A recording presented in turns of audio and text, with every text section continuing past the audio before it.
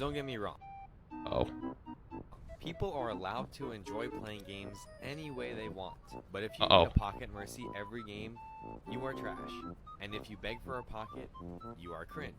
If you need a pocket to be useful, you are not good at the game, and you need to learn how to play without being babysat. Nah, this is like, first off, all the TikToks are really quiet today. Second off, this sounds like you kind of just lost to a pocketed mercy comp. Like, dude, nobody out there, like, only queues if they have a mercy pocket. Like, you'll have games, like, people are gonna go, I need, like, you know, like, they have a mercy, I need a mercy too. Or, you know, if you just pocket me this game, I bet we can win. Like, there's, of course, stuff like that, but, like, this is just, like, straw man, I think, in some ways. Pocketed enables bad players to keep having bad positioning due to constant heals, and makes them much more useful than they actually are. You're also, this guy's also playing soldier only, so, like... You are only holding yourself back by always asking for it. Aren't you kind of holding yourself back by playing soldier only? Getting damage boosted in some of your clips. Yeah, I am. But I never ask for a pocket, ever. In my entire climb to GM on 2 accounts, I've never asked for a pocket. You can check my VODs. I even tell Mercies that I don't want them to feel like they need to pocket me, even though that's basically her job. Only love to the Mercies that insist on pocketing me, though. This is like some pick-me shit. Nice aim, though. Yeah, you're not wrong. Today at 3 p.m. Eastern, so come hang out. This is like reverse pick-me.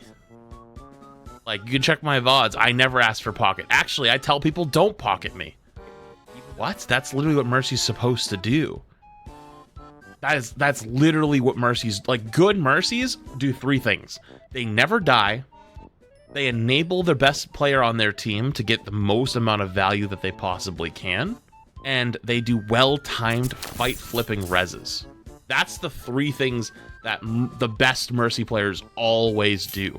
To just kind of say, like, no, like, if you use pocket, you're cringe. It's like...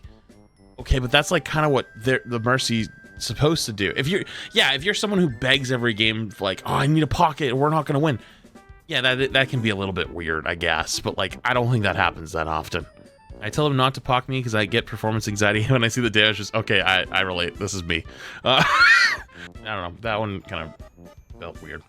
Here's 3 useful Genji techs you didn't know, and if this video helps you out, then help me out. Curve dash. While Genji's regular dash moves in a straight line, and I saw a TikTok about this recently. People have like kind of just like discovered this when he hits directly on. I don't know if they like it's just like the Overwatch 2 wave or what. The dash will also take Genji around corners and through most objects you can shoot through. This tech called a curve dash ends where Genji's dash normally would have if he hadn't been blocked by anything. So you can target enemies with it when they can't see you, and dodge enemy shots with this unpredictable movement. One-shot combo and short dash. If you hold secondary fire while dashing, it primes it to be immediately released as soon as the dash ends. Combo this with a melee right after and you can deal up to 242 damage. This can be difficult to do normally though, so use this tech with a short dash to consistently land right in front of your enemy, where you can easily land a secondary melee combo. To do it, dash aiming slightly below your enemy, or dash from above where you want to end up. Dragon Blade end animation cancelled. When Dragon Blade ends, it locks Genji in a sheathing animation, where you can't attack enemies or protect yourself with deflect. This type of stuff is actually really important. Lock by dashing before the blade is ending, or using your wall climb for a moment. If you use deflect at the end of the Dragon Blade though, it still does the animation. Yeah, that's actually a really good tip. Actually really, really good. Well, yeah, good argument to nerf Genji. I agree. I hate this game, bro. Huh?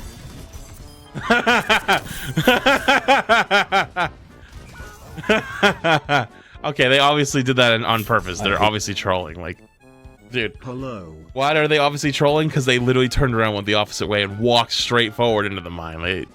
But you all, this game, I'm just saying though, my guy, you're missing a mine. I'm just throwing that out there, man. We gotta talk. This cannot be high elo.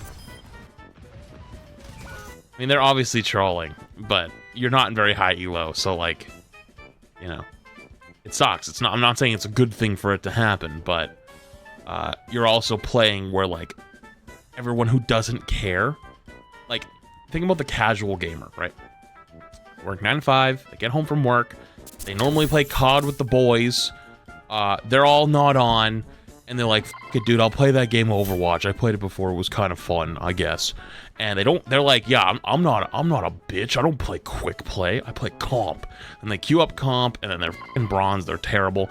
They walk in, they know nothing about the game. They just press all the buttons on their keyboard, and things happen. And then someone on their team tells them to do something. They go, "F that guy," and then they just start trolling. Like that's why most of those time, like the lower ranks has more trolling than like higher rank stuff, because there's no investment. They don't care. So that's what I'm saying. It's like, you know, it sucks, but the best way to kind of get out of that is to get out of the rank, which I wish there's a better answer, but what is this? Why are we making support heroes easier, though? Oh, let's see if this aged well. Wait a minute, this is gonna be, let's see if this aged well. Why are we giving support players more things to get them out of bad positions? Like, why are we still seemingly lowering the skill floor needed to play this role? I don't get it. I mean, even Kiriko, she's not really that big of an aim support. Like, you have to shoot kunais, which is just crosshair placement. I don't know. I would say that did not age well. I would say Lifeweaver has ended up being a very high skill ceiling character to fully play. If you just turn off your brain and only use left click healing, it's not that bad, but your hitbox is kind of insane, so it's funny. You immediately get the cooldown back again. There is some serious trolling. First off, I don't know how this got through development. So here's what Blizzard needs to do I was in here out and absolutely starts to ruin people's games. I'm not saying this from a perspective of, oh, they're going to be so overpowered, or oh, they're so just two things. First of all, don't let them do this bullshit. If they use the cooldown to yoink someone back, I made a cameo. Make it stay on cooldown regardless of if they swap characters. I don't know how the that made it through QA testing. And secondly, give the player who is tethered the ability to cancel it. Do not make them cancel it by default, but maybe make it so that if you jump while you get tethered, it just snaps. I think they ended up saying that they don't want to do that. Cooldown. And give them the ability to jump when they did change it. This would give them movement opportunities. This would give them flexibility. Because if they live launch the character like this, people are going to hate this character. Yeah, it's already started. It's actually already started with ranked. It's actually kind of hilarious. This is the new hero in Overwatch. What is his name? Flower. Flower? You gotta come up with a better name than that. The good content. Flower poop. Flower poop? Yeah. Poopy doopy. Okay, see that? They're showing off all of his abilities. I mean, is she wrong, though? Wait, actually I know. Amma. Amma? Ammo. See, ammo. So Ammo? Yeah, ammo. Okay, and then this is his ability, his ultimate ability. Remember we named ultimate abilities? And that's what the icon is. What do we call that? Flower tree. Flower tree. But it's an epic ability. What do you think it does? That is it. Okay.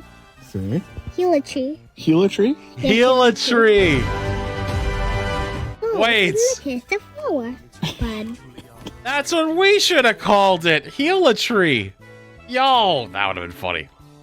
Zarya can be the bane of low-tier competitive games. But I'm going to tell you the best way to counter Zarya right now. High damage characters like Reaper, Bastion, and even Soldier and Sojourn can be great counters for Zarya. The biggest problem with Zarya is that when you do damage to her bubbles, she gains charge. Unfortunately, a lot of people think that once her bubble is up, you should stop shooting her completely. What you should be doing is forcing those two bubbles out really quickly and then melting her after those bubbles are gone. Her high charge doesn't matter if she's dead.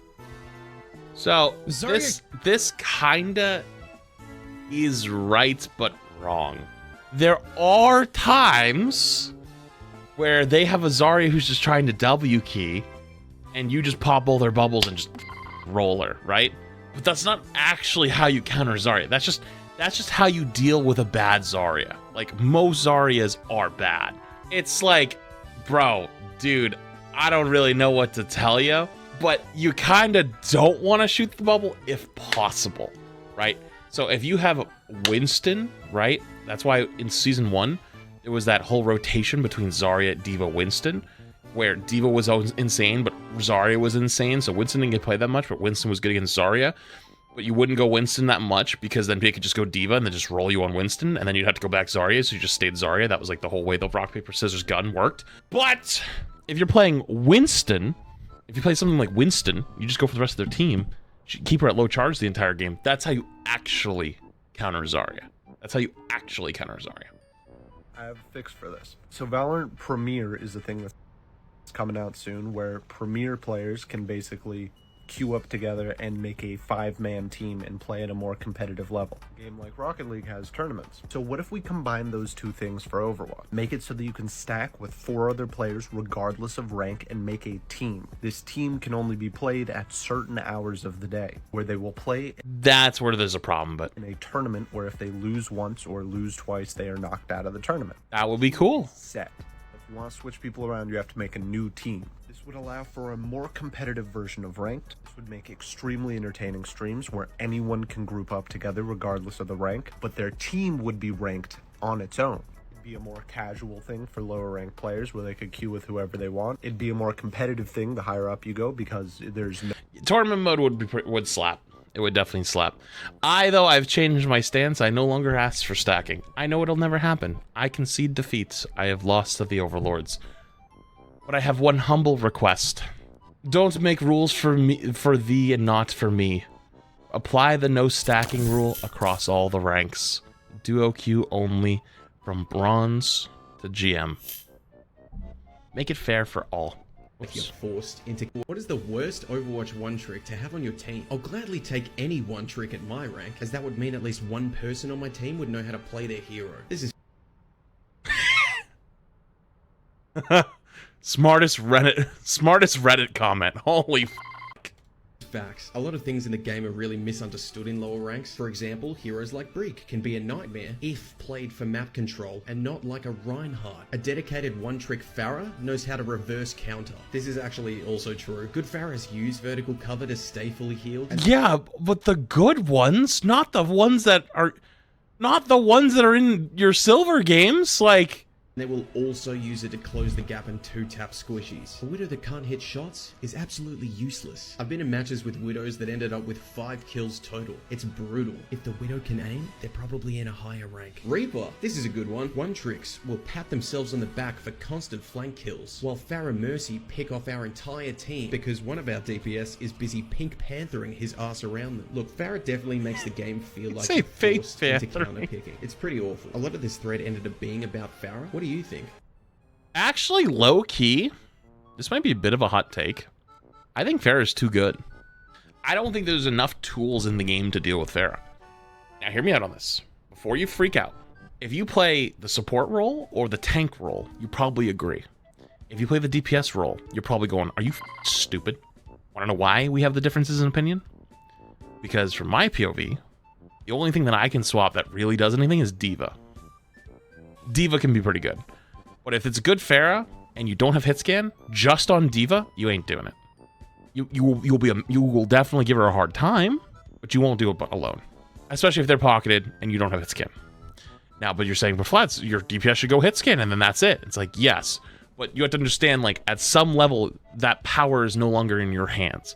And then you're on top of that, you're basically like, all right, Jimmy, I know you just skipped your 12th or your 11th grade chemistry class so you could stay home and play Overwatch. And I hope you refilled your Adderall prescription so you can really hit these shots, because if not, we're f***ed and you just lose. And if they didn't do it, well, guess what? It's game over, buddy. But then some people will argue, they're like, well, if Jimmy did refill his prescription, then he just kills the whole lobby. And it's like, yeah, you're not wrong, but that is not that common. And when it is that common, there are things that the supports and the tanks can do. But against Pharah, it's very weird. It's like one of the very few that it's like you kind of feel powerless against a really, really good Pharah. At least that's how I feel about it, but I don't know. Maybe that's just me.